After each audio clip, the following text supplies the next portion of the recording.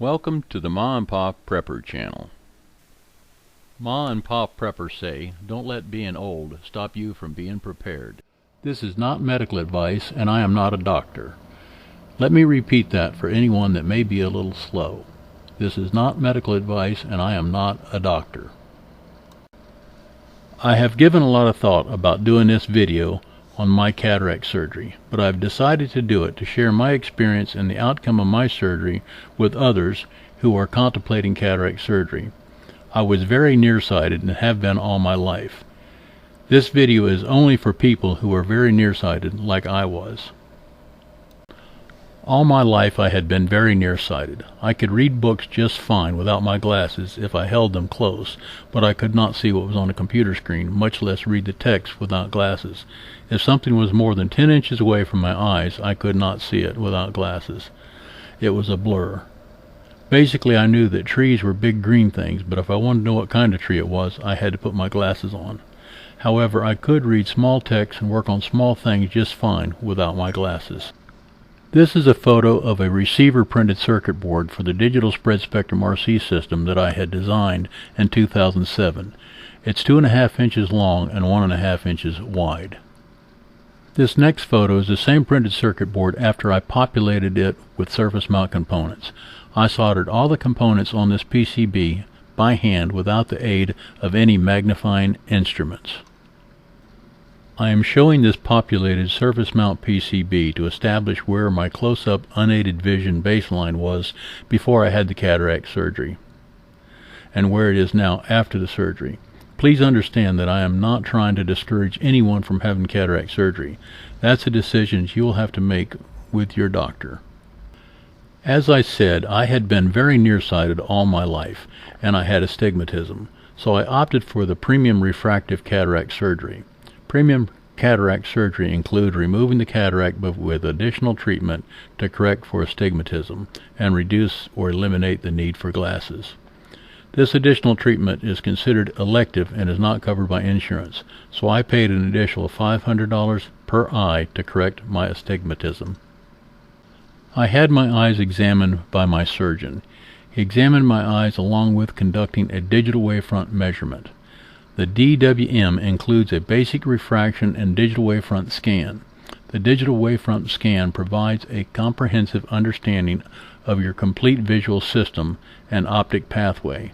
This gives the surgeon information regarding your cornea that is not known prior to surgery and will affect the outcome of your surgery. It was $75 and it also was not covered by insurance. The additional data that the wavefront scan provides is 1. Spherical aberration, how light rays bend and pass through your eye specifically. 2. The actual center of your vision for better lens centration and selection. 3. Cornea surface health, dryness, and scarring. 4. Cornea curvature measurements. 5. The amount of astigmatism in your cornea versus inside your lens. This assists the surgeon in knowing how much astigmatism you will have after the surgery. I opted for a monofocal inocular lens for distance focus. A monofocal IOL is an inocular lens with a fixed focus for one distance. You can select monofocal IOL lenses that are for near focus, mid-distance focus, or far distance focus. Only one of these three can be selected, and the focus will not change after your surgery, and you are stuck with it for the rest of your life. Another option is the multifocal inocular lens. Multifocal lenses can provide near, intermediate, and far distance vision from one lens. However, there are some drawbacks with multifocal lenses, and they are: Number 1. Difficulty seeing at close distances. This can be corrected with reading glasses. Number 2. Difficulty seeing at night due to halos and glares. Some people develop halos and glares surrounding lights after dark, as well as reduced nighttime vision. For most people, this fades over time. 3. Multifocal inocular lenses were not covered by my insurance, and it would have been an additional $1,000 per eye, so I opted for monofocal lenses for distance focus. A date was set for the surgery to remove and replace the lens in my left eye. I arrived at 8:40 a.m. at the front desk the day of the surgery, and they put a Tyvek wristband on my left wrist. Then I was taken into the pre-op area, where the first thing that they did was to confirm that I was the correct patient. Then they confirmed what procedure was to be performed, and then they confirmed which eye the procedure was to be performed on. They did this multiple times, and I was given a mild oral sedative, and they repetitively administered a numbing agent and the agent to dilate my left eye. It was cold in the pre-op area, so they provided me with a warming sheet. I have to say they take very good care of you. After a few more minutes and another round of asking who I was, what I was there for, and which eye they were going to work on, with another round of numbing and dilation agents, they transferred me to a bed and rolled me into the operating room. By this time I was very groggy. That sedative really relaxes you. All I can remember about the procedure was that all I could see was a very bright light. I did not feel the shot in my eye, nor did I feel the small incision that the surgeon made to remove my old lens and insert the new one, nor did I feel the additional procedure to correct my astigmatism. The next thing that I remember was the surgeon was telling me that it was all done. They brought me a single box serving of apple juice, and by the time I was done with the juice, it was time to go home. On my way home, and after I got home, for the rest of the day, I could not see anything with my left eye. It was a blur. I could watch TV with my right eye, and for the first night, I had to use a plastic eye protector while sleeping so it would not rub my eye in my sleep. After I woke up the next morning, the vision in my left eye was no longer blurry. It was very good, and for the first time in decades, I could watch TV without glasses, but only with my left eye. I still needed my glasses for my right eye, so I removed the lens from my glasses, and now I could compare my new lens in my left eye with the old lens in my right eye. The difference was like night and day. The TV was much brighter, and the colors were more vivid. It was the same with everything that I looked at with my left eye. The sky had a deeper blue than I had remembered, and when I looked at the white walls in our house with my right eye, it had a dull amber shade to them. But when I looked at that same wall with my left eye, it was bright and pure white with no hint of amber at all. Over the next few days, as my left eye was healing, I noticed on occasion I would see short, bright flashes of light. I only noticed this if I was in a brightly lit room. I contributed it to the lens slightly moving, allowing light to pass around the lens. This has gone away, and I no longer see these flashes. I had been told that this could happen and not to be too concerned about it. I will not make any suggestions here other than just to follow your doctor's post-surgery instructions. A week after surgery, I went to my regular eye doctor for a post-surgery exam to see how my eye was healing, and everything was progressing as expected. Then we went back home to wait another week to have my right eye done. While waiting for my next appointment, I bought a cheap pair of reading glasses at the Dollar General store so I could use the computer with my left eye. I had my old computer glasses that I could use for the computer with my right eye, but I wanted to have a pair of glasses that I could use for the computer once I had my right eye done.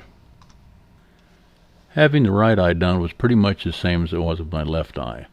All in all, it was painless. The only issue I had with my right eye was I felt a slight bit of discomfort and moved my eye, and the surgeon told me I had to hold still. Then, like it was with the left eye, the next thing I remember was the surgeon telling me that it was all over and done. Yes, I did get another box of apple juice. And away we went back home. As it had been with my left eye, the vision in my right eye was all a blur. I could watch TV and work on the computer with my left eye, and by the end of the day the vision in my right eye had cleared up significantly, not to the point where I could read the closed caption on the TV, but much better than the left eye had done in the same time period after the surgery. This drawing is a representation of an artifact that I would see with my left eye when I was looking at the light on the ceiling fan a few days after the surgery. The round part is a light globe on the ceiling fan, and the pink is a light radiating out from the light globe. It has now completely gone away and is no longer an issue. The following two drawings are the best representation that I can produce to show what the text on the screens look like to me after 2 weeks and a month and a half after the lenses were replaced. I did not expect to have the issues that I am having with reading the closed caption text or program description text on the TV. As can be seen from the differences in the drawings, the aberrations shown above and below the words are fading, and I'm hoping that they will continue to fade to the point where they are no longer noticeable to me. These next two drawings are what a single star in a clear night sky looks like now that I've had the surgery. This is looking at a star with my left eye only, and this is looking at the same star with my right eye only. I don't know if there's anything that can be done to correct it, but I will be asking my doctor. So after a month and a half, I'm still finding it somewhat difficult getting used to needing glasses for reading or for doing close-up work, as I've never had to use them in the past.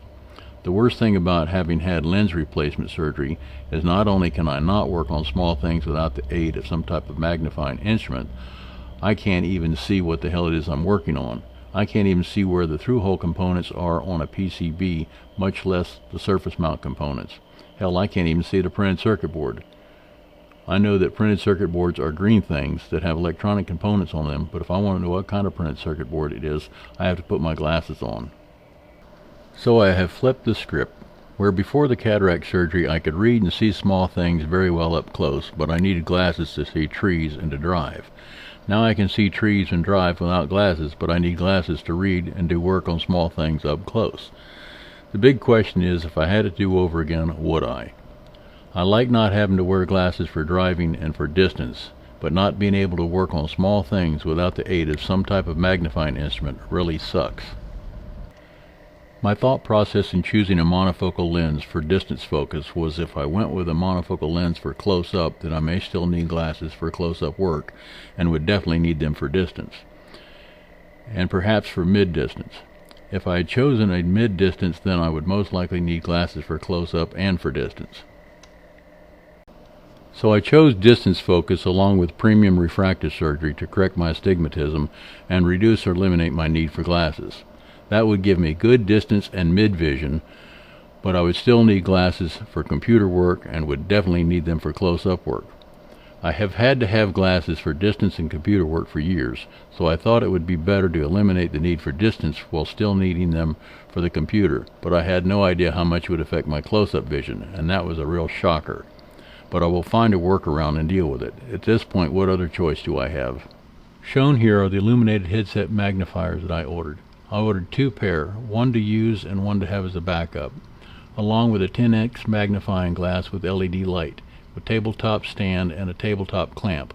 Hopefully they will restore my ability to solder and work on small things close up. The links are in the description. So the bottom line is this: if I had it to do over again, and knowing what I know now, would I? I have to say yes, that I would, for two reasons. Number one, it's nice not to need glasses for driving and for watching TV. Number two, it's just a matter of time when the cataracts would have gotten to the point that I would have had to have done it anyway. Please check back for more exciting videos from Ma and Pa Prepper.